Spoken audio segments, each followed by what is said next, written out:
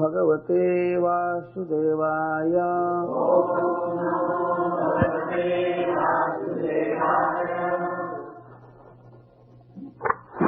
वृत्ति करना। श्रीराजोवाच समः प्रियः सुहृद्ब्रह्मन् भूतानां भगवान् स्वयं इन्द्रस्यार्थे कथं दैत्यान् अबधेद् विषमो यथा न यस्यार्थः सुरगणैः साक्षात् निःश्रेयसात्मनः नैवासुरेभ्यो विद्वेषो नुद्वेगश्चागुणस्य हि इति नः सो महाभाग नारायण गुणान् प्रति संशयः सुमहान् जातः तद्भवान् छेतुमर्हति।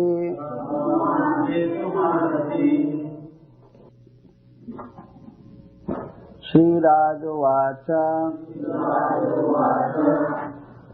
महाराज परीक्षित ने पूछा, एक श्लोक है कहने में, समः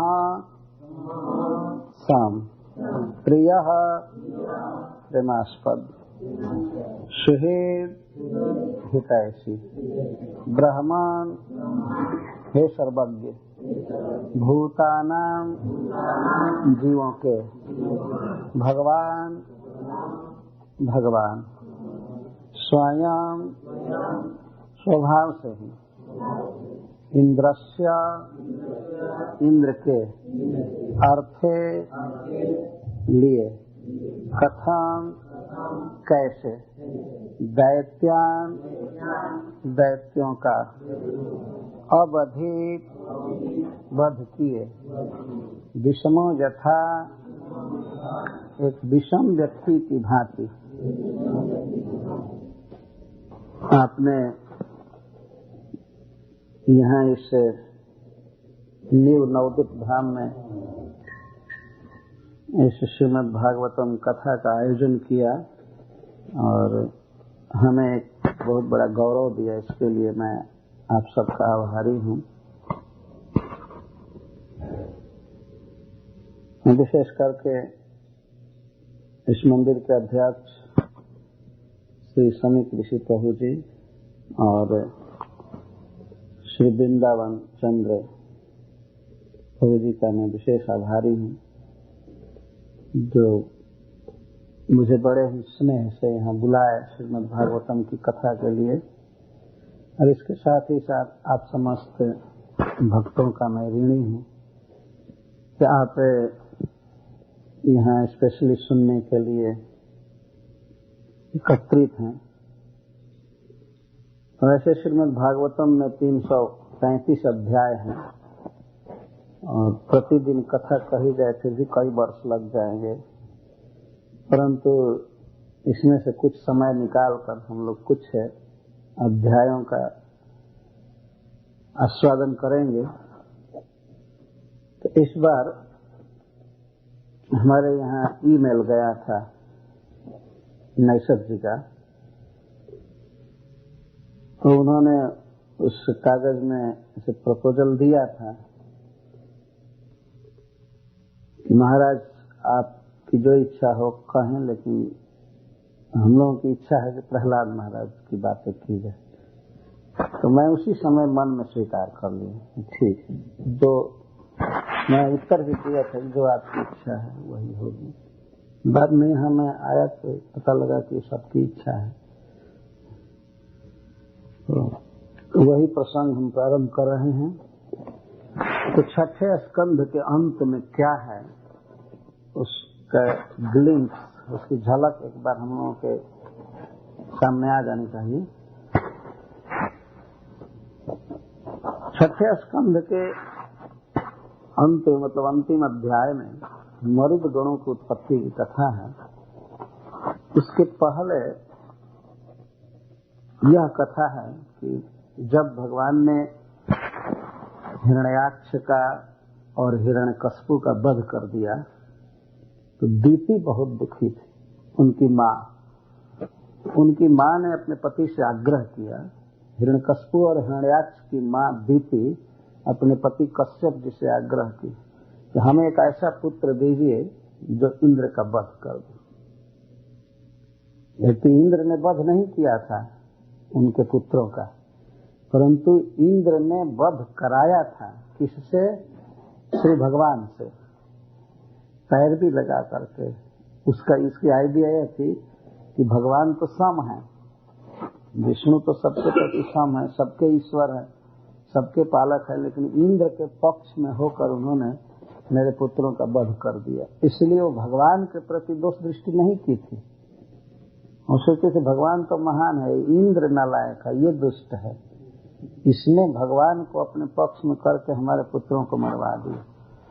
तो ऐसा पुत्र चाहती थी जिससे वह पुत्र इंद्र का वध कर सके। लेकिन कश्यप जी के ही पुत्र इंद्र है, माँ भिन्न है, माँ अदिति है इंद्र की, और अदिति के सबसे बड़े बेटा इंद्र हैं और सबसे छोटा वामनदेव है, विपेंद्र। पिता कैसे अपने पुत्र का वध कराएगा? लेकिन दूसरी उनकी सौतेली स्त्री थी दीति, वो रिक्वेस्ट कर रही और वचन में बढ़ गए। तो उन्होंने एक व्रत बताया साल भर का कि ऐसा व्रत करोगी तो तुम्हारा पुत्र इंद्र का अनुगामी होगा। उन्होंने इस तरह से कहा था, इंद्र हा का अर्थ अनुगामी और वध करने वाला दोनों होता है। उनका आशय था कि अगर ऐसा साल भर व्रत करोगी तो तुम्हारा बच्चा इंद्र का फॉलोअर होगा। लेकिन वो समझ रही थी कि मारेगा, लेकिन चूंकि दीति ने वैष्णव व्रत किया था इसीलिए उसका मनोभाव बदल चुका था। भगवान की भक्ति यदि द्वेष से भी की जाए तो बहुत अच्छा फल होता है।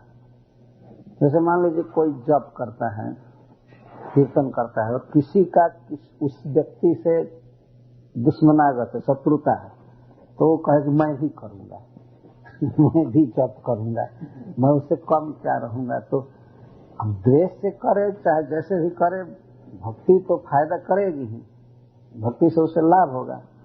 उसी तरह दीति ने इंद्र का वध करने के लिए भगवान का व्रत किया और इंद्र को पता लगा तो वे सूक्ष्म रूप बनाकर गर्भ में प्रवेश किए माता दीति के और जाकर वज्र मार दिए गर्भ पर। लेकिन गर्भ के 7 टुकड़े हो गए और 7 ओरिजिनल बच्चे की तरह हो गए गर्भ में। फिर 7 पर अलग अलग प्रहार किए तो फिर 7 49 हो गए, 49 हो गए और ओरिजिनल लड़के की तरह। इंद्र समझ गए कि ये बच्चे मरेंगे नहीं, तो फिर बच्चों के साथ ही वे गर्भ से बाहर आए। तो माता दीति पूछती है, इंद्र तुम यहाँ कैसे हो? और पहले से ही एक सेवक बनकर सेवा कर रहे थे। माँ ने पूछा कि कैसे बेटा तुम यहाँ कैसे हो? उसका हृदय बदल चुका था। जिस इंद्र का वध करने के लिए वो पुत्र चाहती थी, वही इंद्र 49 बच्चों के साथ खड़े थे। तो इंद्र ने बताया कि माँ, जब से तुमने मेरे वध का संकल्प किया था तब से मुझे नींद नहीं लगी, भूख नहीं लगी। मैं बच्चे को मारना चाहता था, मैं गर्भ में गया, मैंने वज्र का प्रहार किया, लेकिन तुमने भगवान की पूजा की है, आराधना की है, उस व्रत के प्रभाव से तुम्हारा बच्चा मरा नहीं। मैं एक बार प्रहार किया तो 7 हो गया, 7 पर प्रहार किया तो 49 हो गए बच्चे, ये मर नहीं रहे हैं, तुमने भगवान का भजन किया है। तो माता दीति क्या कहती है, बेटा भगवान की भक्ति करके मैंने इन बच्चों को उत्पन्न किया है, इसलिए मैं नहीं चाहती हूँ कि ये लोग असुरों के समाज में रहें। तुम स्वर्ग में ले जाओ, अच्छा समाज है देवताओं का, वहीं ये रहेंगे। तो आज तक वे 49 मरुदगण इंद्र के भाई बन करके रहते हैं। और जब भी युद्ध होता है तो ये असुरों से युद्ध करते हैं, दैत्यों से, इंद्र का साथ देते हैं। ये प्रसंग है 6वें स्कंद के अंत में और बड़ा मंगलमय चरित्र है। ऐसा कहा गया है कि मरुद गणों के जन्म का इतिहास जो कोई व्यक्ति सुनता है उसके जीवन में बड़ा मंगल होता है। लेकिन महाराज परीक्षित उस बात को ले रहे हैं कि दीति को इतना दुख हुआ था अपने बेटों के मरने का, हिरण्यकश्यप और हिरण्याक्ष के मरने का, तो उसने इंद्र का वध करने के लिए पुत्र मांगा था। वो बहुत दुखित थी। इसी पर महाराज परीक्षित यहाँ प्रश्न कर रहे हैं भगवान के विषय में, भगवान के स्वभाव के विषय में। महाराज कहते हैं कि समः प्रिय सुहृद ब्रह्मन् भूता नाम भगवान स्वयं इंद्रस्यार्थे कथम दैत्या न बधिर विस्मो यथा। भगवान ने हिरण्यकश्यप का और हिरण्याक्ष का वध किया। इसी पर प्रश्न है कि हे ब्राह्मण, हे सर्वज्ञ।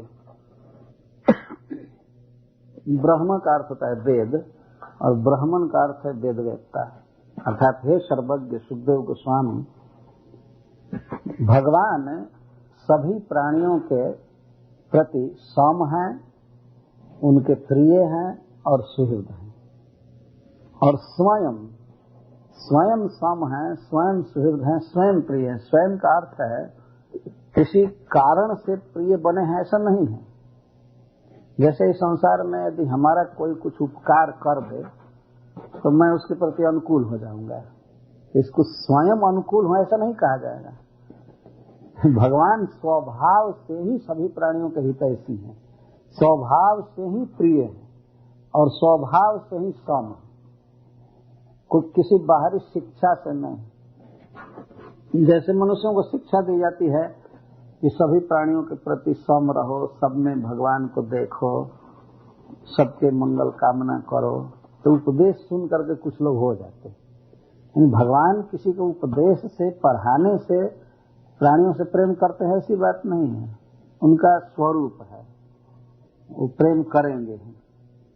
तो भगवान के 3 गुण महाराज परीक्षित कह रहे हैं, समः प्रियः सुहृद।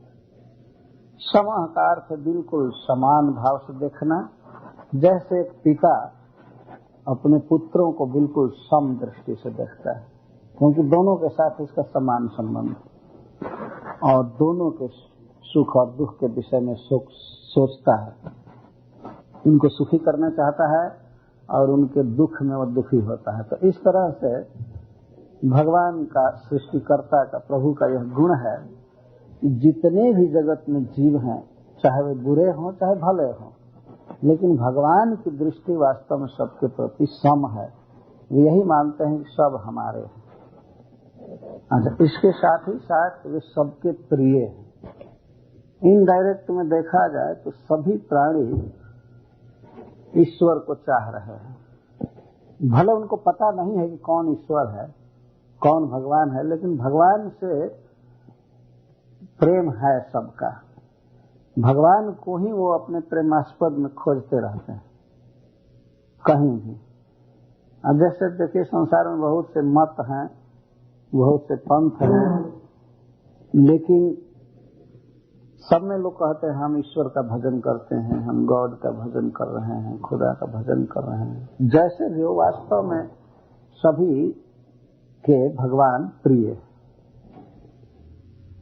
शायद ही कोई व्यक्ति ऐसा है जो संसार में यह कह दे कि मैं भगवान को बिल्कुल नहीं मानता,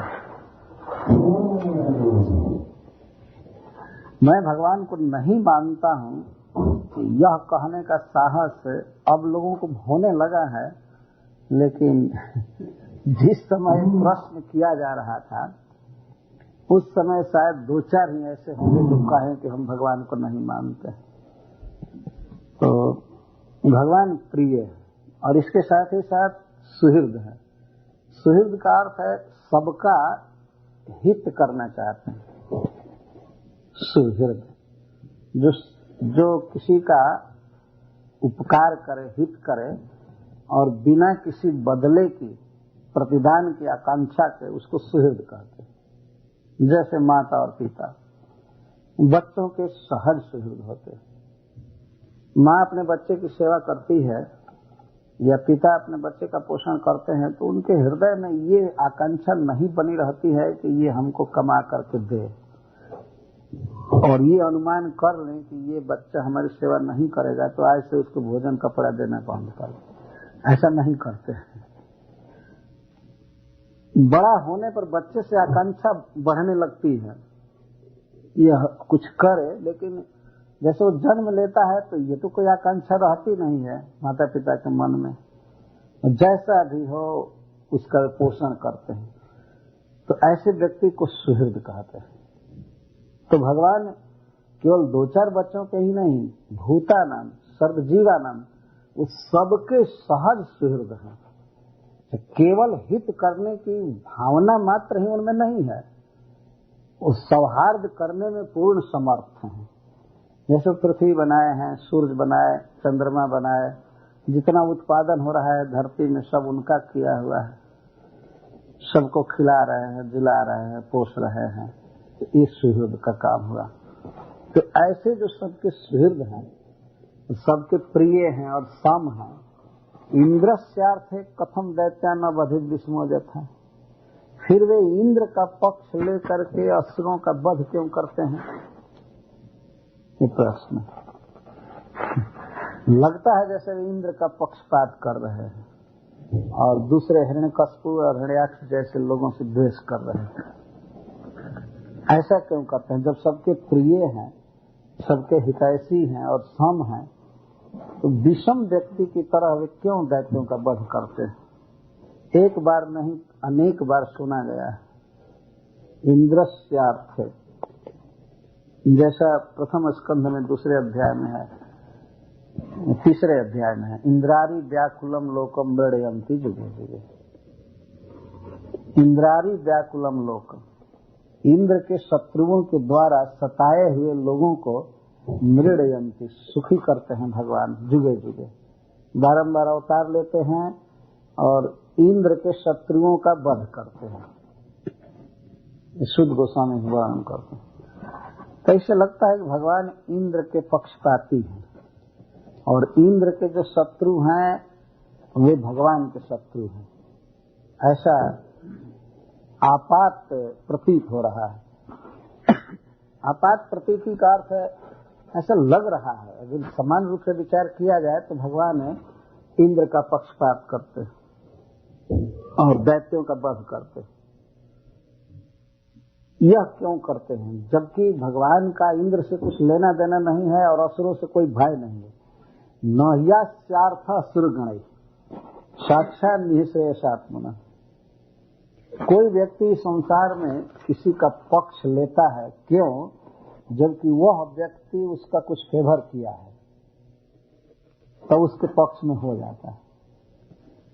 लेकिन इंद्र क्या फेवर करेंगे भगवान का? भगवान स्वयं निःशेष आत्मा है, भगवान स्वयं आनंद घन है, सुख के मूर्तिमान स्वरूप है, तो उनको इंद्र से क्या सुख मिलेगा? तो इंद्र का पक्ष करेंगे। किसी का कोई काम रुका हो, किसी के बिना, किसी का फेवर चाहिए, उसकी अनुकूलता चाहिए, तो चलो उसके पक्ष में काम कर देता है कि मैं करूंगा तो वो मेरी सहायता करेगा। तो कोई ऐसा सोच सकता है कि इंद्र स्वर्ग के राजा हैं तो भगवान को भी कुछ उनसे काम लेना होगा, भगवान को भी कुछ जरूरत होगी, इसलिए इंद्र का पक्षपात करते हैं। लेकिन महाराज परीक्षित कहते हैं कि न यस्यार्थ असुरगणैः, इंद्र से नहीं, जितने भी देवता हैं उन देवताओं से भगवान का न अर्थ, कोई प्रयोजन नहीं है, कोई अर्थ साधने वाला नहीं है भगवान का। क्यों? क्योंकि भगवान का कोई अर्थ आज तक न साधा हो या है ही नहीं। उस साक्षात निःश्रेयस आत्मा है। निःश्रेयस का अर्थ है आनंद, सुख। हम लोग किसी का पक्ष करेंगे, किसी का फेवर करेंगे, किसी को अपने अनुकूल बनाना चाहेंगे कुछ सुख प्राप्ति के लिए, कुछ धन प्राप्ति के लिए, मान प्राप्ति के लिए। लेकिन श्री भगवान तो स्वयं ही सुख हैं, उनको दूसरा क्या कोई सुख देगा? निःशेषात्मा है, सुख स्वरूप है, आनंदमय है। तो आनंदमय जो स्वयं ही है वो दूसरे से आनंद मिले ऐसी इच्छा क्यों करेगा? कि जगत में किसी को सुख मिल रहा है, आनंद मिल रहा है, भगवान से मिल रहा है। भगवान किसी से क्यों सुख चाहेंगे? उनको किस चीज की कमी है? क्या धन के लिए इंद्र का फेवर करेंगे? नहीं, क्योंकि साक्षात श्री लक्ष्मी इनके चरणों की दासी है। सारा धन तो इनका है। इंद्र आदि भी इन्हीं के दिए हुए धन का उपभोग कर रहे हैं। तो इंद्र से क्या लेना देना है इनको? इंद्र क्या सहायता करेंगे भगवान की? धन की बात है और सुख देने की बात है, तो सभी चीजें भगवान श्री कृष्ण में, विष्णु में पूर्ण रूप से विद्यमान है। इसलिए इंद्र से वो कुछ चाहेंगे ऐसा तो है नहीं। अच्छा, अब दूसरी बात है, असुरों का वध किए, तो कोई किसी का वध करता है, विरोध करता है, क्यों? क्योंकि उससे उस व्यक्ति को भय होता है, किसी से उद्वेग होता है। उद्वेग का अर्थ भय। जब भय होता है कि हमारा ये नुकसान करेगा, हमारे विरुद्ध जा रहा है, हमसे बड़ा हो जाएगा, अधिकार कर लेगा, राज्य ले लेगा, हमको मारेगा, कई प्रकार का भय होता है आदमी। हमारा कोई धन न छीन ले, हमारा कोई पद न छीन ले, और हमारा कोई वध न कर दे, हमारा कुछ नुकसान न कर दे, इस तरह से कुछ भय होता है। तो ऐसे व्यक्ति को यह आदमी चाहता है कि हम मार दें या उसे धनहीन बना दें, उसे कमजोर बना दें। तो भगवान चूंकि अगुण हैं, प्रकृति के गुणों से पार हैं, तो असुरों से उनको कोई भय नहीं है।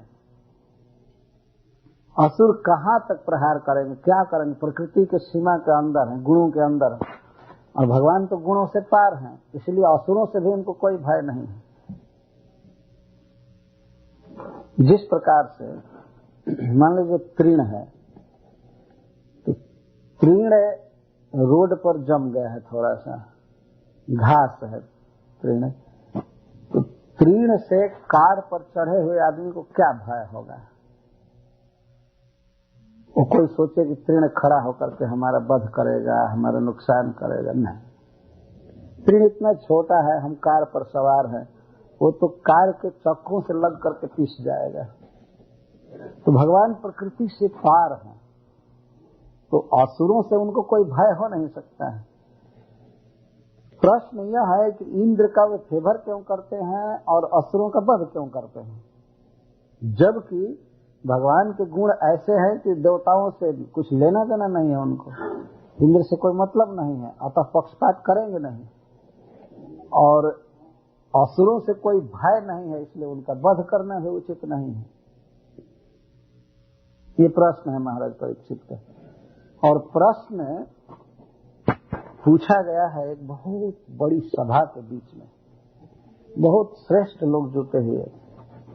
जब महाराज परीक्षित श्रीमद् भागवतम सुनना चाहते थे, तो स्वर्ग से ऋषि मुनि सब आए थे, पूरे ब्रह्मांड से आए थे, उनके नाम दिए गए हैं, जैसे भगवान परशुराम जो भगवान के अवतार हैं और अपने शिष्यों के साथ आए थे, और तो और सुखदेव गोस्वामी के साक्षात पिताजी और गुरु वेदव्यास देव वहीं बैठे थे, और वेदव्यास देव के गुरु जी नारद मुनि वहीं बैठे थे।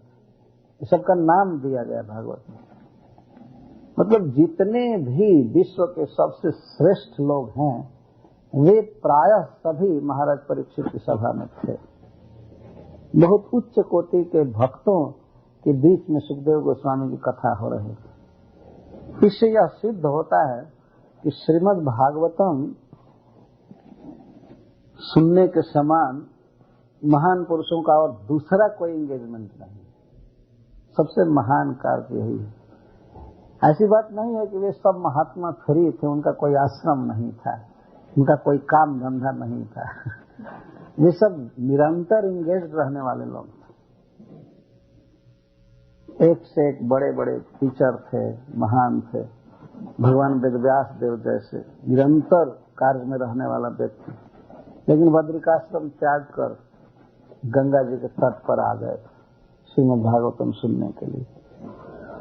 तो उस सभा के बीच में भगवान के विषय में प्रश्न किया जा रहा है महाराज परीक्षित द्वारा कि भगवान क्यों असुरों का वध करते हैं, इंद्र का पक्ष क्यों लेते हैं, जबकि भगवान के गुण को देखा जाए तो उनको किसी से भय नहीं है, न किसी से कोई फेवर लेना है, तो ऐसा करते क्यों?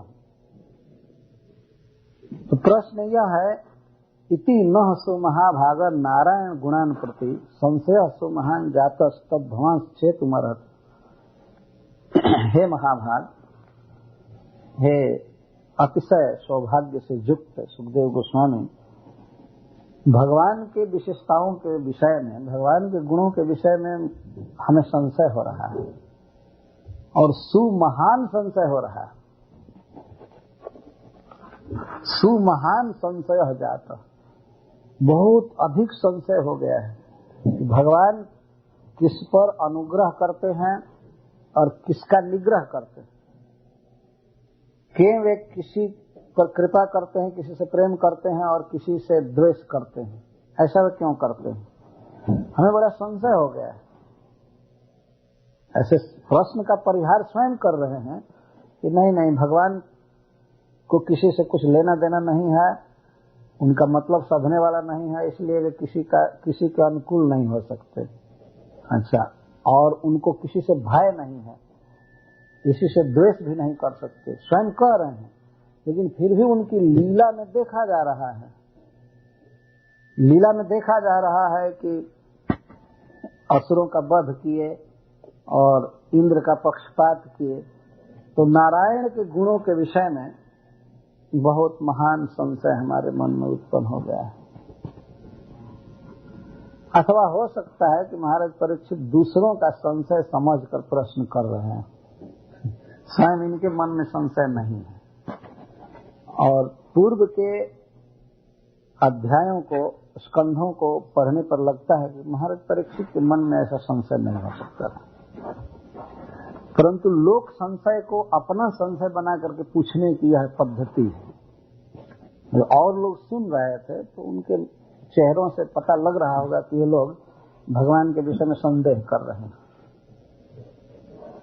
तो कोई सामान्य व्यक्ति हो, उसको कह दिया जाए कि उसके मन में द्वेष भरा है किसी के प्रति वो पक्षपात कर रहा है, तो चलो सह लिया जाएगा। लेकिन ईश्वर के विषय में, भगवान के विषय में कोई कहे कि वो एक धनी व्यक्ति इंद्र के पक्षपाती है और असुरों को मारते रहते हैं बिना मतलब के, तो सुनने में बड़ा बुरा लग रहा है। क्या ऐसा भगवान, ऐसा ईश्वर जो किसी का पक्ष करे और किसी को मारे, इसका मतलब है कि किसी से उसको कुछ मिलता है। हिरण्यकशिपु ने कहा था एक बार कि ये विष्णु पहले सम था, एक बार सभा करके कहा था, विष्णु पहले सम था, लेकिन जब से देवताओं ने उपधावन चालू किया, इसको कुछ देना लेना, इसको कुछ भोग लगाना खिलाना, तब से वैसे इसकी मति बदल गई जैसे बच्चों की मति बदल जाती है मिठाई खिलाने से। ऐसे वो सभा में कहा था। इसलिए अब विष्णु को मैं नहीं छोड़ूंगा। जब अपने स्वभाव में था तब तो था, अब जब वह विषम हो गया, स्वभाव छोड़ दिया, तो उसका वध करके ही छोड़ूंगा, ऐसे नहीं मानूंगा। तो असुर भी इस बात को कहते थे कि विष्णु सम था पहले, लेकिन अब विषम हो गया। अब देवताओं के पक्ष से हम लोगों को मारना चालू किया, हमारे भाई को मार दिया और सब किया, तो अब विष्णु को नहीं छोड़ना है। भगवान के विषय में यदि संसार में इस प्रकार की भावना फैले कि वह पक्षपाती है, वह ठीक नहीं है, बालक जैसा उसकी अनस्थिर मति है, तो बदल सकता है। अरे बाप रे बाप, बहुत खतरनाक बात है कि भगवान की मति डोल जाए 2 मिनट में इधर से उधर। और आज इंद्र कुछ दे करके भगवान को अपने फेवर में करके मरवा रहे हैं, तो कल दूसरा व्यक्ति अपने फेवर में करके मरवा देगा, तो भगवान ही सबसे बड़े माफिया हो जाएंगे। कि जो उनको कुछ दे उसके पक्ष में होकर के और मारा करेंगे।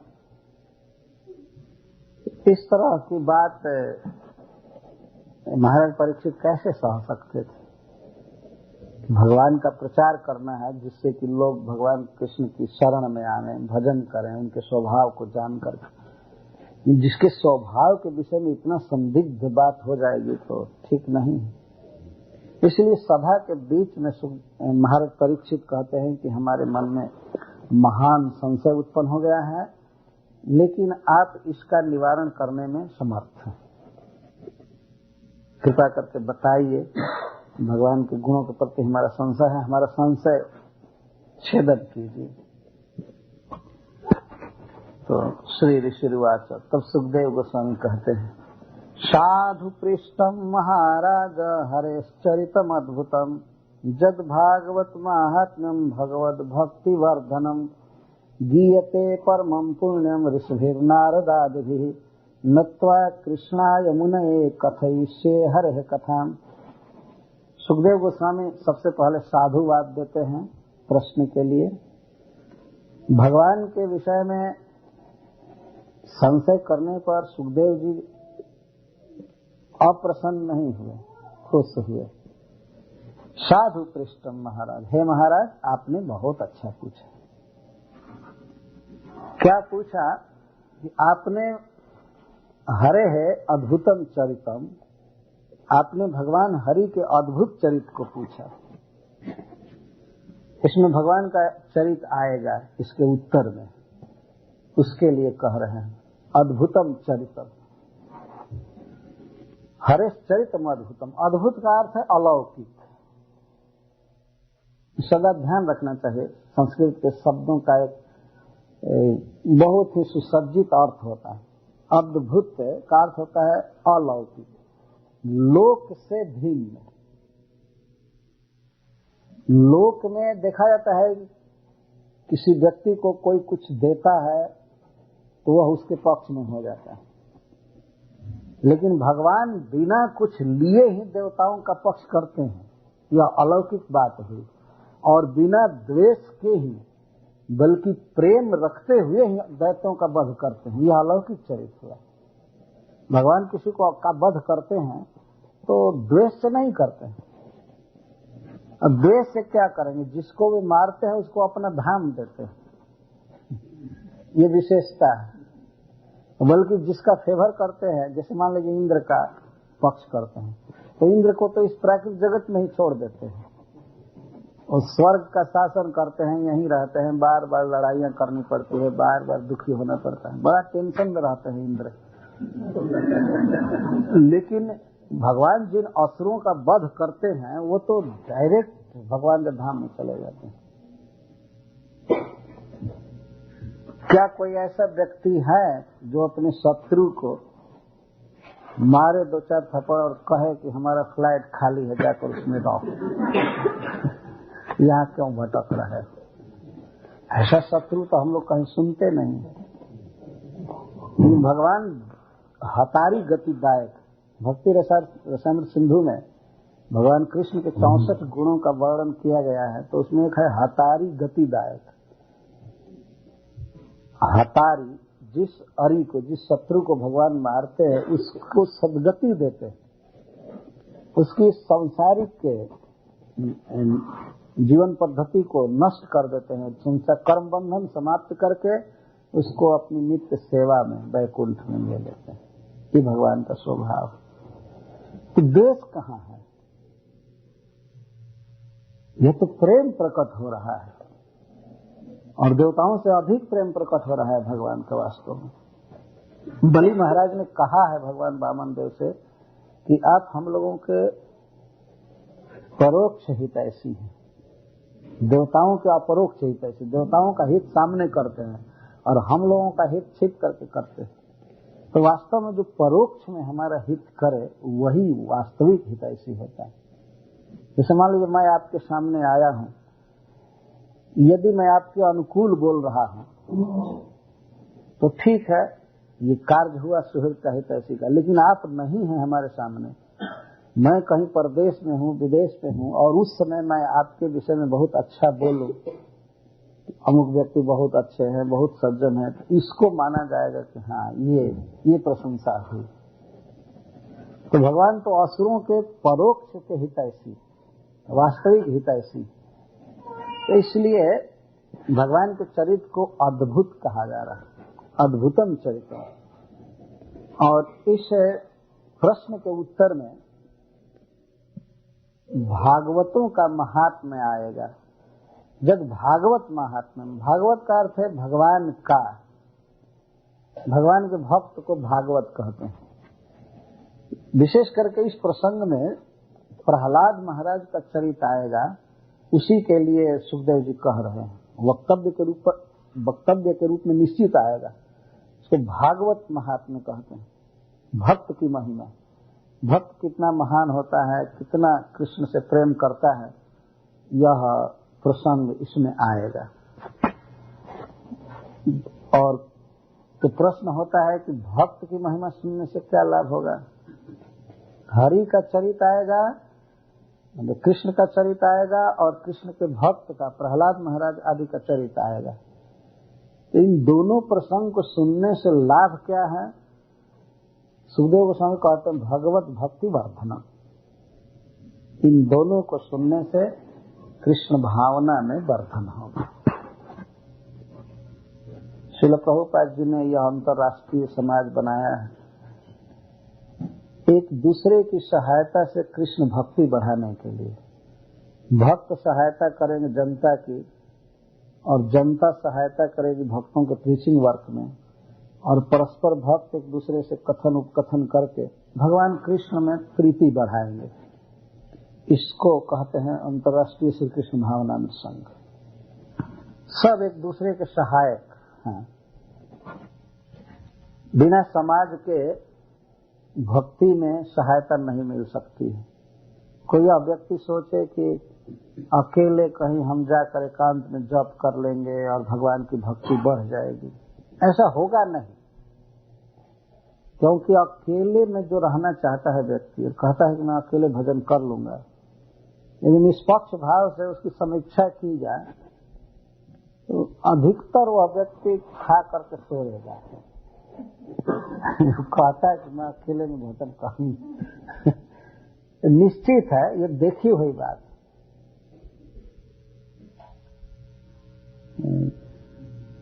और भक्तों के साथ रहने पर तो अपने आप भक्ति होती रहती। कीर्तन में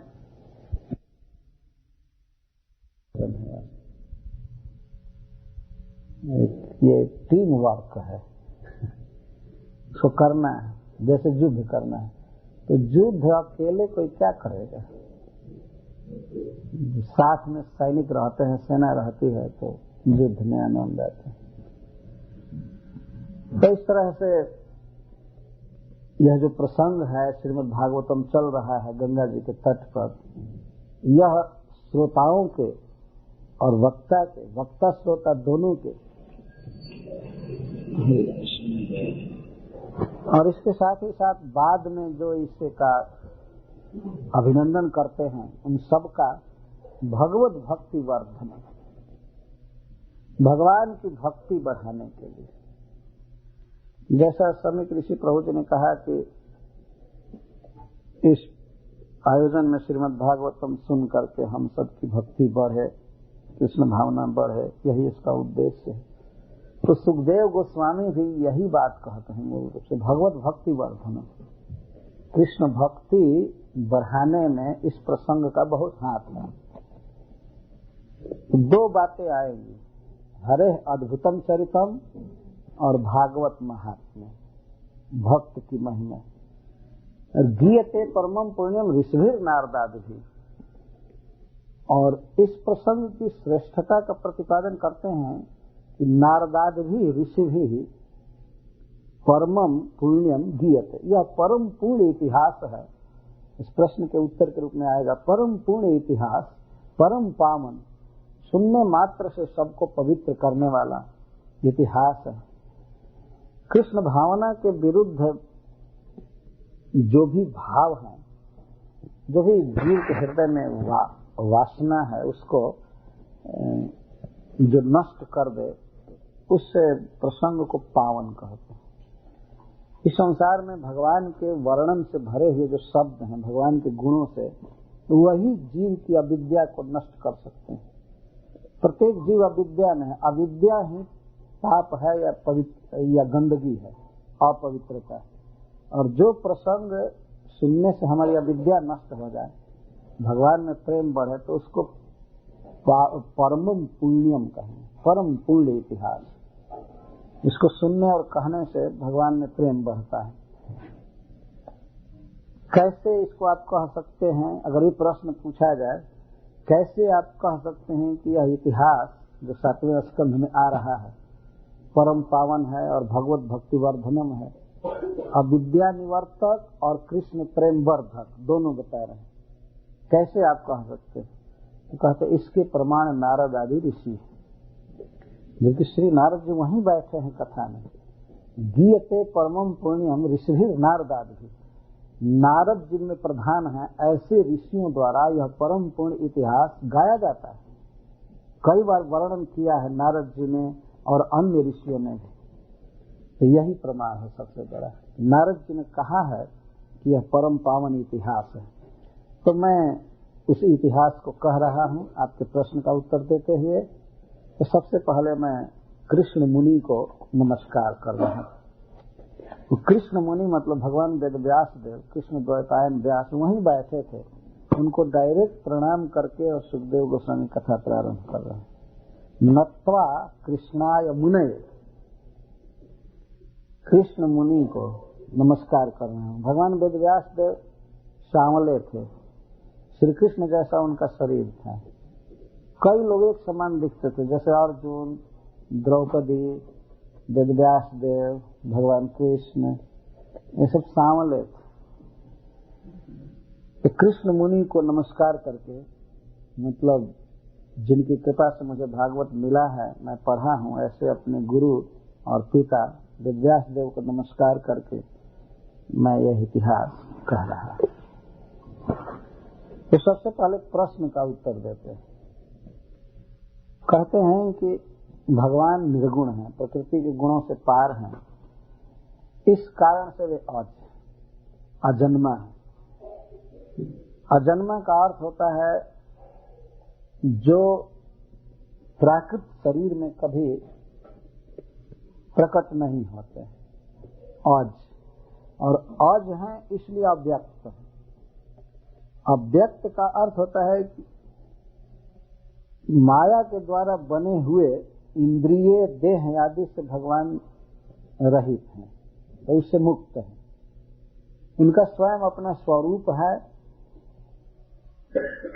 इसलिए अव्यक्त कहते हैं। अव्यक्त का अर्थ निराकार नहीं समझना चाहिए। अव्यक्त का अर्थ होता है इस संसार में अभिव्यक्ति, प्राकट्य इसको कहते हैं।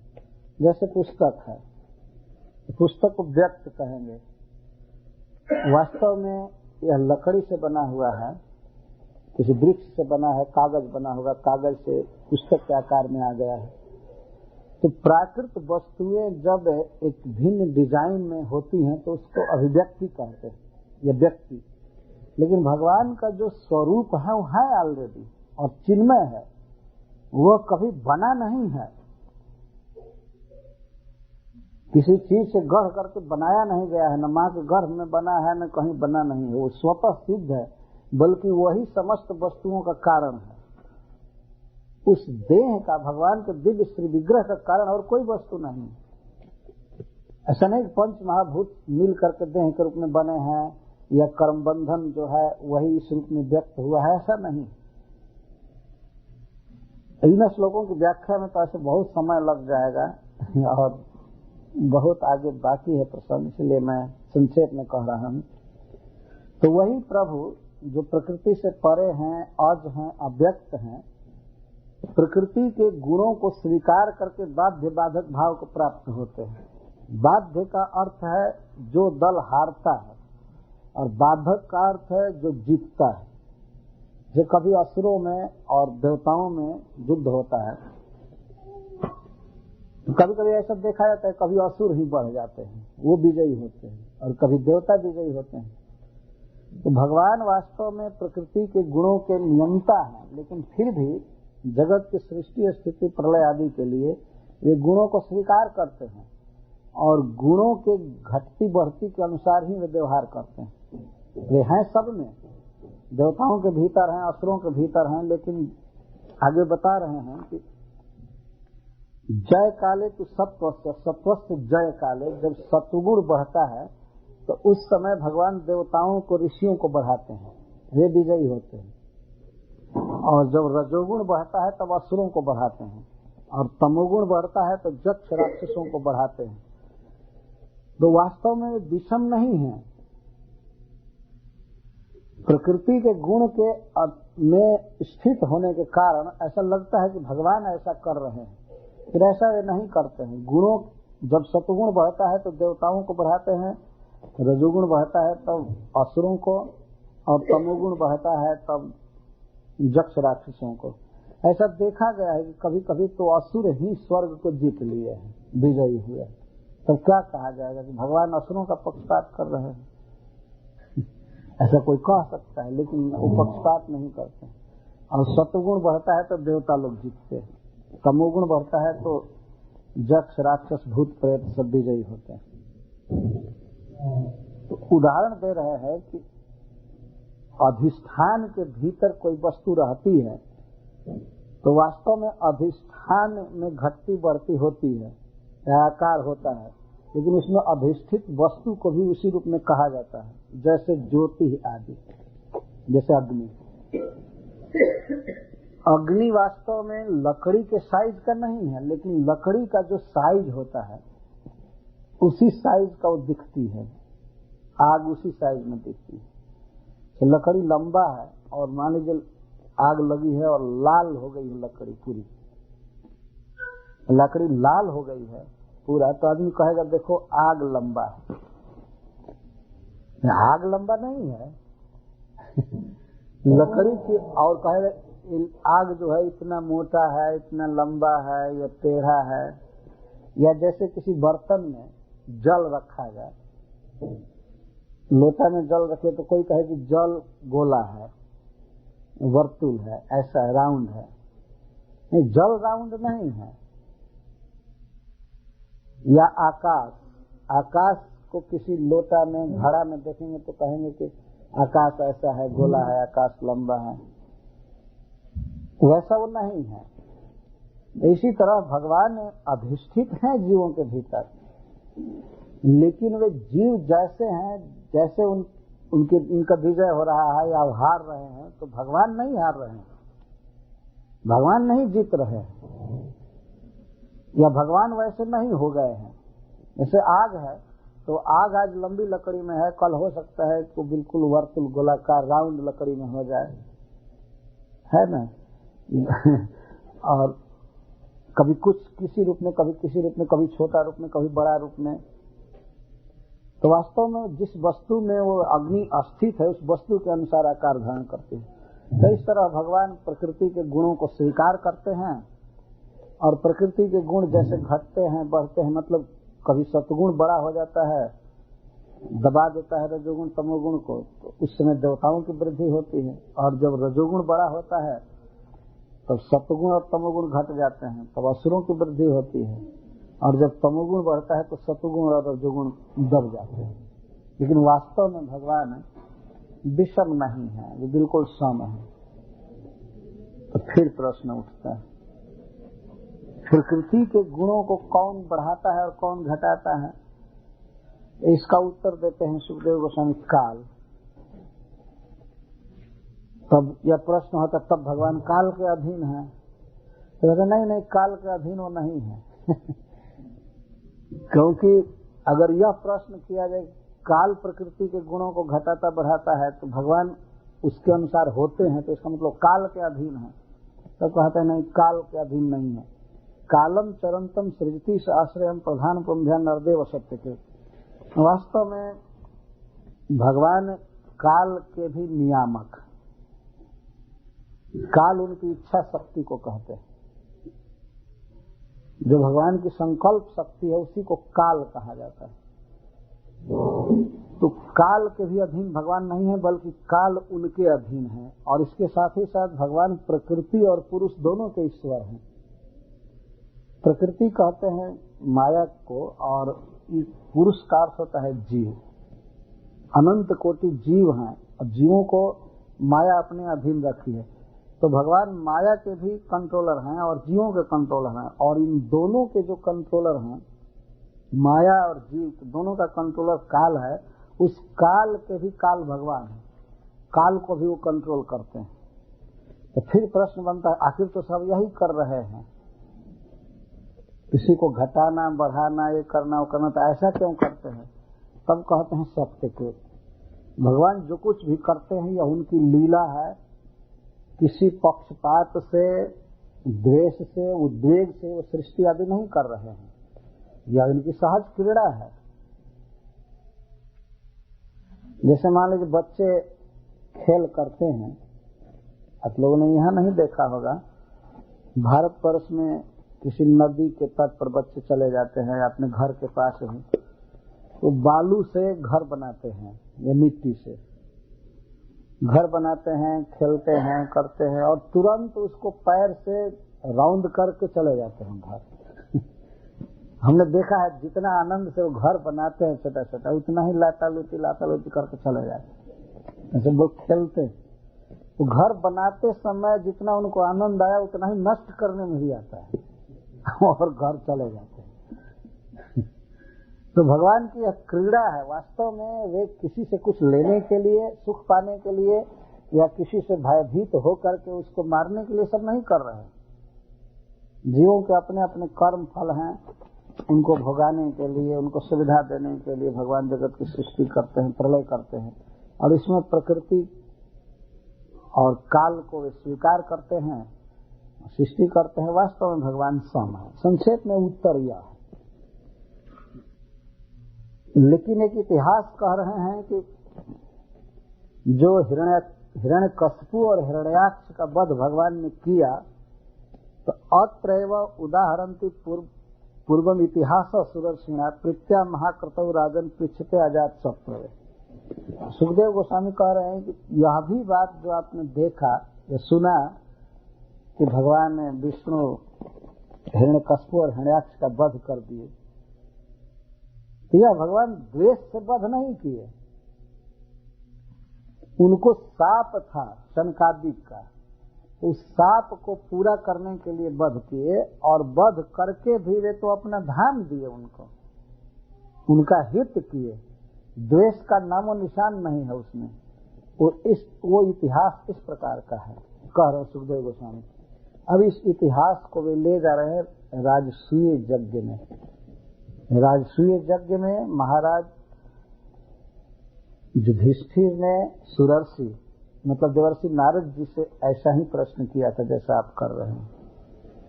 तो अब आप लोग चलिए राजसूय यज्ञ में, जहाँ शिशुपाल का वध किया भगवान ने, और वह भगवान कृष्ण के चरण में समा गया। इसी पर महाराज युधिष्ठिर को बहुत संशय हुआ।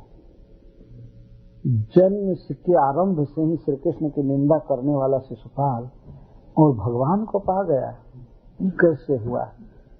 वहां से चालू हो रहा है। प्रश्न का उत्तर दे करके अब कथा प्रारंभ कर रहे हैं। तो इस प्रकार अत्रैव उदाहरतः पूर्वम इतिहास सुदर्शिना। राजसूय सभा में श्रोता थे महाराज युधिष्ठिर, और सभी विश्व के लोग वहां जुटे हुए थे। सुखदेव गोस्वामी वो कथा सुने थे, वहां भी श्रोता बनकर बैठे थे, और तो और भगवान कृष्ण भी श्रोता बनकर बैठे राजसूय सभा में। राजसूय सभा में बहुत काल तक कथाएं चलती थी, और मुख्य वक्ता थे नारद मुनि। ये पूरा 7वां स्कंध नारद जी के मुख से कहा गया है, और राजसूय यज्ञ में जो कथा हुई थी उसी कथा को रखा गया है 7वें स्कंध में। वक्ता नारद जी हैं। सुखदेव गोस्वामी अब यहाँ से वक्ता हट गए। कहने का मतलब है वो रिले कर रहे हैं, जो प्रसंग राजसूय सभा में हुआ था उसको कह रहे हैं कि प्रीत्या महाक्रतु राजन, हे महाराज परीक्षित, महाक्रतु में, महायज्ञ में बहुत प्रसन्न थे देवर्षि नारद जी, और पृच्छते अजात शत्रु, अजात शत्रु महाराज युधिष्ठिर ने इसी प्रकार का प्रश्न किया था तो उसका उत्तर इस तरह से नारद जी ने दिया था। क्यों प्रश्न किया था? क्योंकि दृष्टवा महाद्भुतम राजा राजसूय महाद्भुतम, राजा युधिष्ठिर ने उस महान यज्ञ में एक महाअद्भुत दृश्य देखा था। महायज्ञ में महाअद्भुत दृश्य देखा था। क्या अद्भुत दृश्य? वासुदेवे भगवती सायुज्यम चेदी भूभुजा, चेदी भूभुजा, चेदी देश के राजा शिशुपाल की मुक्ति देखा था डायरेक्ट अपने आंखों से, और सभा के सब लोगों ने देखा। और शिशुपाल के शरीर से ज्योति निकली, उसका दिव्य जीव स्वरूप, और भगवान के चरण में समा गया। तो इसका अर्थ होता है कि वो प्रकृति से पार हो गया, माया से पार होकर के भगवान का धाम प्राप्त किया, भगवान को प्राप्त हो गया। तो ऐसा महान आश्चर्य उन्होंने देखा था। महाराज युधिष्ठिर बहुत चकित हुए कि इतना बड़ा पापी और भगवान को पा गया, भगवान का धाम पा गया, जिसको बड़े बड़े योगी भी नहीं पा पाते। तो तत्रासीनम सूर्य ऋषि, वहीं पर देवर्षि नारद बैठे हुए थे। तो राजा पांडु सुतः करता, उस यज्ञ में महाराज युधिष्ठिर जो पांडु के पुत्र हैं, वे देवर्षि नारद जी से पूछे, बहुत विस्मित हो गए थे। मुनीना श्रृण्वताम इदम, और सभी मुनि ध्यान से सुन रहे थे। महाराज युधिष्ठिर जब पूछना चालू किए खड़ा होकर, तो सभी ऋषि मुनि सुन रहे थे। और उन ऋषि मुनियों की सभा में युधिष्ठिर महाराज इस तरह प्रश्न किए। युधिष्ठिर हुआ तो युधिष्ठिर ने पूछा, अहो अत्यद्भुतम हेत दुर्लभ कांति नामति, जो अनन्य भक्तों को भी गति नहीं मिलती है, भगवान का पार्षदत्व नहीं मिलता है, नित्य लीला में उनकी सेवा नहीं मिलती है, कांतिक भक्तों को भी जो दुर्लभ है, वह गति चैद्यस्य विद्विष, वह गति द्वेष करने वाले चेदीराज शिशुपाल को कैसे मिल गई? युधिष्ठिर महाराज को बड़ा संदेह हुआ, तो नारद से पूछ रहे हैं, भगवान श्री कृष्ण की प्राप्ति कैसे हुई? हे मुने, मैं ये सब जानना चाहता हूँ। एतद वेदितुम इच्छामः सर्वैव वयं मुने, हम सबको ये संशय है, हम सभी ये सुनना चाहते हैं, जानना चाहते हैं, क्योंकि हमने सुना है कि भगवान की निंदा करने के कारण राजा देव ने नरक में गिरा दिया गया। गिरने वाला था, लेकिन पृथु महाराज के कारण वो नहीं गिर पाया। लेकिन महाराज युधिष्ठिर के कारण गिरा दिया गया था ऋषियों द्वारा। ऋषियों ने शाप दिया था, जब भगवान की निंदा कर रहा था तो उसकी जान मार दिया और नरक में गिराने जा रहे थे। तो भगवान निंदया देनो, राजा देन भगवान निंदया, भगवान की निंदा के कारण द्विजय तमसी पातिका, ब्राह्मणों के द्वारा नरक में गिराया जा रहा था। वो तो जितनी निंदा किया था उससे तो कोटि कोटि गुना ज्यादा निंदा यह किया था, कोटि गुण निंदा किया था, और फिर भी ये पार्षद हो गया। ये आश्चर्य की बात है। दमघोष सुतः पाप आरभ्य कल भाषणा, यह पापी दमघोष का पुत्र, शिशुपाल के पिता का नाम था दमघोष, ये दमघोष का पुत्र पापी शिशुपाल आरभ्य कल भाषणा, जब यह बोलना चालू किया, बच्चा था, तोतली बोली में बोलना चालू किया, उसी समय से कृष्ण को गाली देना चालू किया। ये कल भाषण शब्द बड़ा महत्वपूर्ण है। युधिष्ठिर महाराज को सब पता है, क्योंकि युधिष्ठिर महाराज का वह मौसेरा भाई था, कुंती की बहन का वह लड़का था। कुंती इनकी माँ थी युधिष्ठिर महाराज की, और वो इनके माँ के बहन का लड़का था, मौसा का लड़का था। तो इसलिए आना जाना रहता था। ये जानते सुने नहीं है, देखे थे कि जब से बच्चा था उसी समय से कृष्ण की निंदा छोड़कर और कुछ नहीं बोलता था। बहुत मधुर भाषा, कल भाषण, दम घोष सुतः पाप आरभ्य कल भाषण, जब से बोलने की कला आ गई, बोलने की शक्ति आ गई, उसी समय से संप्रत्यमर्षि, संप्रति अब तक कल भाषणात आरभ्य, कल भाषण से प्रारंभ करके और अब तक, अभी सभा में सब लोग देखे भरी सभा में कृष्ण की कितनी निंदा किया अग्र पूजा करने के कारण। तो अब तक अमरसी, गोविंद, दंतवक्त्र दुर्मति, यह भी निंदा किया और दुर्मति दंतवक्त्र भी निंदा किया। ये दोनों बिल्कुल दूषित बुद्धि के थे। सपतो रसकृत विष्णु यत ब्रह्म परमव्यन, परम ब्रह्म साक्षात परमेश्वर भगवान विष्णु की कृष्ण की निंदा करते हुए इन दोनों के जीभ में न तो कुष्ठ हुआ और न तो नरक में गिरे, उल्टे भगवान के पार्षद बन गए। चाहिए तो यह था कि जब ही कृष्ण की निंदा चालू किए तो जीभ में कुष्ठ हो जाना चाहिए था कि एक शब्द न निकले, जिह्वा गल कर गिर गई होती, ये चाहिए था। लेकिन जीभ में कुष्ठ नहीं हुआ और न तो नरक में गिरे। ये हमें बड़ा आश्चर्य हो रहा है। जबकि राजा देन केवल 1-2 बार विष्णु की निंदा किया था, ज्यादा नहीं किया। ऋषि लोग समझा रहे थे कि भगवान की भक्ति करने दो, अपने राज्य में भगवान का पूजन करो, यज्ञ करो। तो वो डांटने लगा, कहने लगा तुम लोग उस स्त्री के समान हो, कुलटा स्त्री के समान, जो पति वस्त्र देता है, अलंकार देता है, पालन करता है, उससे प्रेम न करके कोई स्त्री दूसरे से प्रेम करे, ऐसी हालत तुम लोगों की है। मैं भोजन दे रहा हूँ, राज चला रहा हूँ और विष्णु की भक्ति कर रहे हो। विष्णु कौन होता है? उसका आवेश नहीं था निंदा में, भगवान का चिंतन नहीं कर रहा था। 1-2 बार प्रसंग आया तो निंदा कर दिया और उसी पर उसको नरक में गिराया जा रहा था। और ये जीवन भर निंदा किया तो इसको वैकुंठ दिया जा रहा है। तो आश्चर्य है कि नहीं? तो वास्तविक बात यह है कि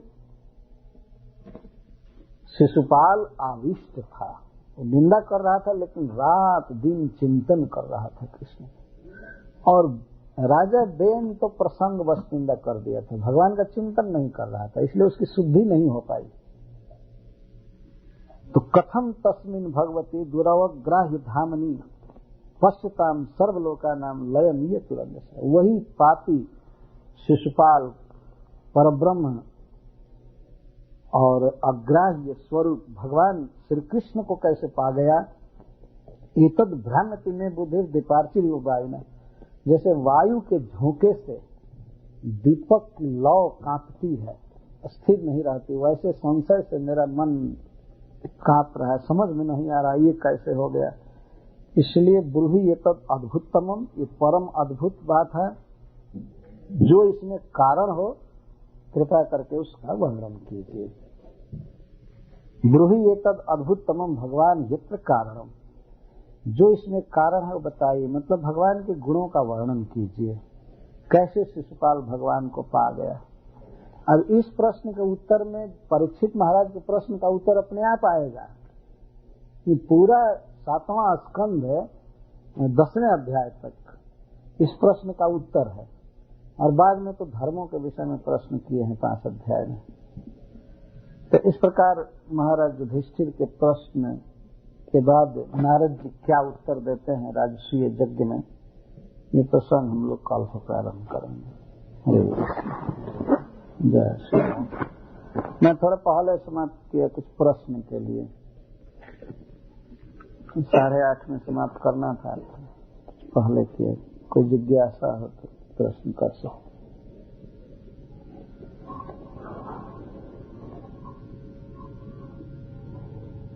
महाराज प्रश्न ये कि भगवान का चिंतन क्या किसी तरह से भी करो, जैसे शिशुपाल करता था, क्या उनका सारे दिन भजन करो, इसी तरह से मतलब उनका चिंतन करना चाहिए, तो आपका कल्याण है। तो वही आ रहा है, वही आएगा कल उत्तर उसमें।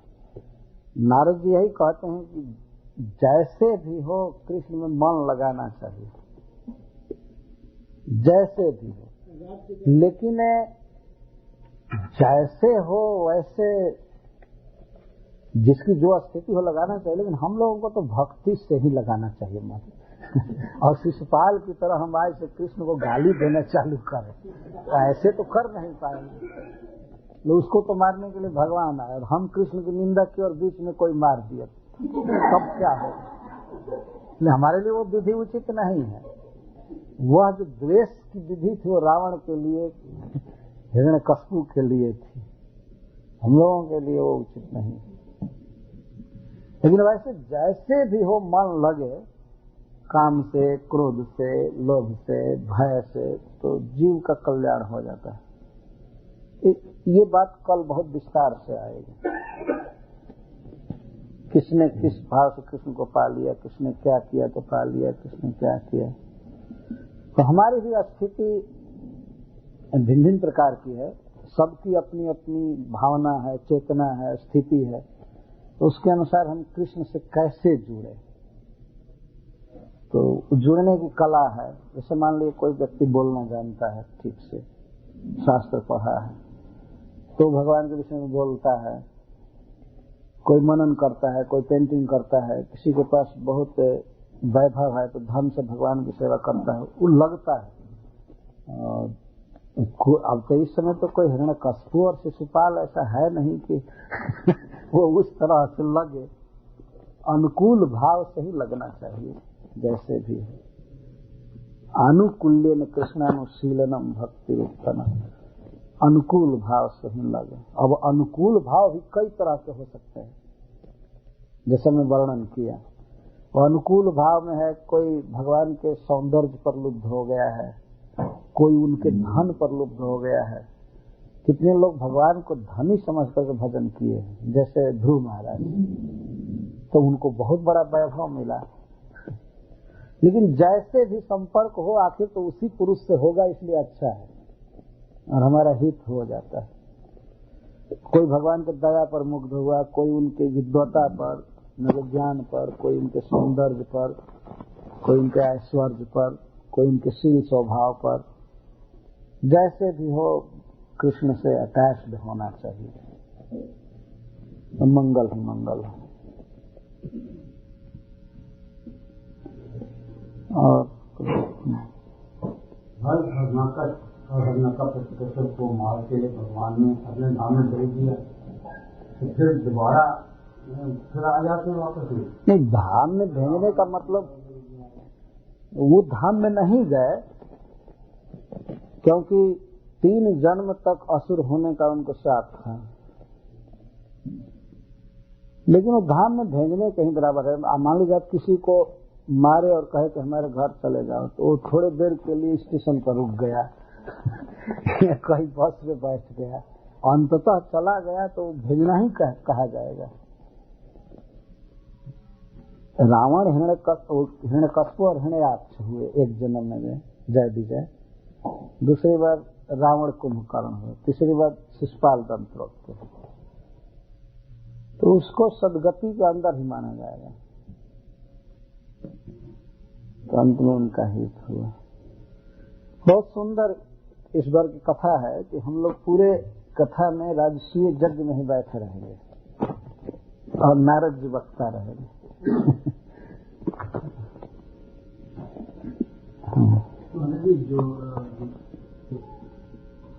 जो युधिष्ठिर महाराज जो नारद जी को जो प्रश्न पूछते हैं राजसूय यज्ञ में, युधिष्ठिर तो समझ भी बहुत ही भाव से भगवान तो भगवान से भी पूछ सकते।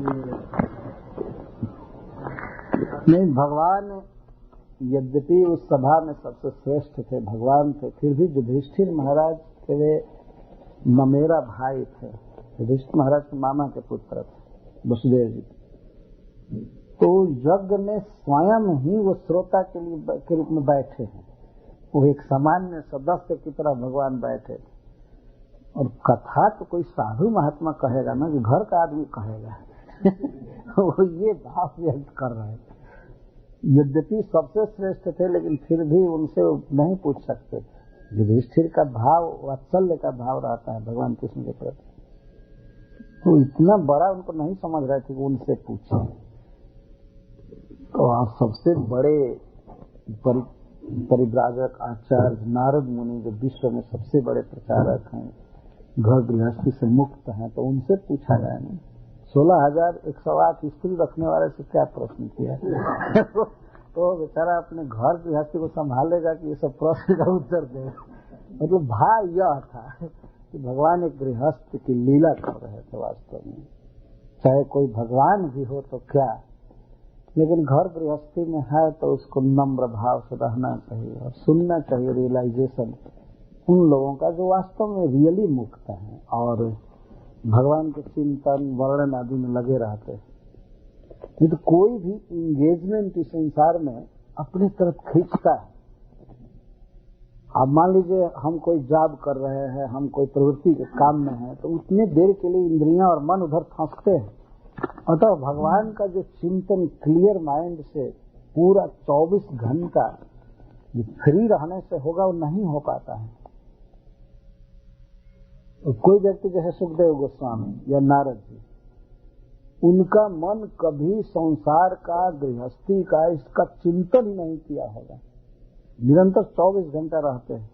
तो इसलिए नारद जी से प्रश्न किया गया और भगवान यही तो सिखा रहे, एक गृहस्थ का आचरण करके सिखा रहे हैं कि इस तरह से जब कोई दिव्य चर्चा हो तो नम्र भाव से सुनना चाहिए, बोलना चाहिए। शायद भगवान का ये मनोभाव युधिष्ठिर महाराज समझते होंगे या पूछना चाहे होंगे, तो भगवान ने मना कर दिया कि इतने बड़े बड़े विद्वान बैठे हैं, हमसे पूछ रहे हैं।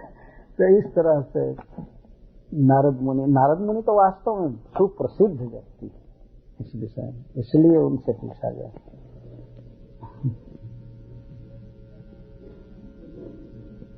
श्रीमद् भागवतम के रचयिता वेदव्यास देव स्वयं सुन रहे हैं, क्योंकि भगवान वेदव्यास देव ने श्रीमद् भागवत की रचना किया, लेकिन उसके बाद भी वे कई ग्रंथ रचे या कई बातों में रहते हैं। इसलिए सुखदेव गोस्वामी जितना अच्छा से प्रस्तुत कर सकते थे भगवान के गुणों को, उतना वेदव्यास देव नहीं कर सकते थे, तो ये सुन रहे थे। तो इस कारण से ऐसा किया गया था। नारद जी वक्ता रहे उस सभा में और सुखदेव जी वहां बैठे थे, वो सुन रहे थे। वहां वे हमेशा श्रोता ही रहे। सुखदेव गोस्वामी राष्ट्रीय सभा में सबका नाम आया है, कौन कौन ऋषि बैठे थे और सब थे महाभारत में। तो नारद जी को इसीलिए रखा गया था। और मान लीजिए अगर कृष्ण वक्ता हो जाते तो कृष्ण की बात को सब लोग महत्व नहीं देते। वो लोग कहते कि अपने मामा के लड़के को वक्ता बना दिया, यज्ञ कर रहा है और ऐसा कर दिया। शिषपाल जैसे और लोग भी दोष दृष्टि करने लगते हैं। शिषपाल तो अगर पूजा करने पर ही गाली देने लगा है। वो कहने लगा कि कृष्ण में गुण नहीं है, कृष्ण का संबंधी है युधिष्ठिर, इसलिए अपने संबंधी का आदर कर रहा है। ऐसा बोल रहा था। तो होता है, आज भी ये व्यवस्था हम सबके सामने है। मान लीजिए हमारे घर में आयोजन हो रहा हो और हम प्रधान हैं और हम अपने ही किसी आदमी को कहें कि आप इसमें प्रधानता करो, ये करो, तो दूसरे लोग कहते हैं हाँ अपने घर का तमाशा है, सब कर रहे हैं। तो युधिष्ठिर महाराज बड़े चतुर थे। वो तो चाहते थे कृष्ण भावना का प्रचार, कृष्ण के विषय में प्रचार चाहते थे, इसीलिए यज्ञ किए थे कि सारा ब्रह्मांड कृष्ण की महिमा को समझे, देखे, लोग आएंगे। तो वह बात अगर कृष्ण भावना का प्रचार करना है तो कृष्ण के मुख से तो शुद्ध करेगा नहीं। वो तो नारद जैसे प्रमाणिक आचार्य कोई बात कहेगा तो प्रभाव पड़ेगा कि हाँ भाई नारद जी बताए कि कृष्ण पर ब्रह्म है। आहुस्वाम ऋषि सर्वे देवर्षि नारदस्तथा असितो देवलो व्यास स्वयं चैव ब्रवीषि। अर्जुन भी सुने थे, कहते हैं देवर्षि नारद आपको कहते हैं कि आप पर ब्रह्म, परम धाम, पवित्रम परमम भगवान है, ये सब है। और आज स्वयं भी आप कह रहे हैं, पहले भगवान नहीं कहे थे कभी। इससे स्वयं चैव ब्रवीषि में आप आज कह रहे हैं, जब युद्ध चालू होने वाला है तो कह रहे हैं कि मैं पर ब्रह्म हूँ, भगवान हूँ। पहले आपने नहीं कहा था, लेकिन देवर्षि नारद आदि ने बहुत कहा था आपके विषय में। तो वास्तव में जब कोई प्रमाणिक व्यक्ति किसी के बारे में कहता है तो वही प्रमाण है। स्वयं क्यों कोई कहे अपने विषय में? भगवान का वहाँ बोलना भी सामाजिक दृष्टि से उचित नहीं है। अपनी महिमा वो क्या बोलते हैं? अपनी महिमा कैसे कहते? इसलिए नारद जी वक्ता थे। आपका कुछ प्रश्न? अर्जुन ने भगवान के बारे में पहले सब सुना था, वही राष्ट्रीय जग में भी सुना था, वनवास में सुना था। हर एक बार तो सर्वदा चांस रहता था। वो जो प्रसिद्ध 12 वर्ष का वनवास था, उससे पहले वे 12 वर्ष का वनवास भोग चुके थे। अकेले अर्जुन जब धनुष लेने गए थे, युधिष्ठिर महाराज और द्रौपदी थे, उस समय गाय की रक्षा की, 12 वर्ष वनवास किए थे। तो उसमें ऋषियों का संग किए, और फिर 12 वर्ष का वनवास हुआ, 13 वर्ष का, तो वहां भी ऋषि मुनि का संग। और राजसूय जग बहुत पहले हुआ था युद्ध से, तो वहां भी सुने थे।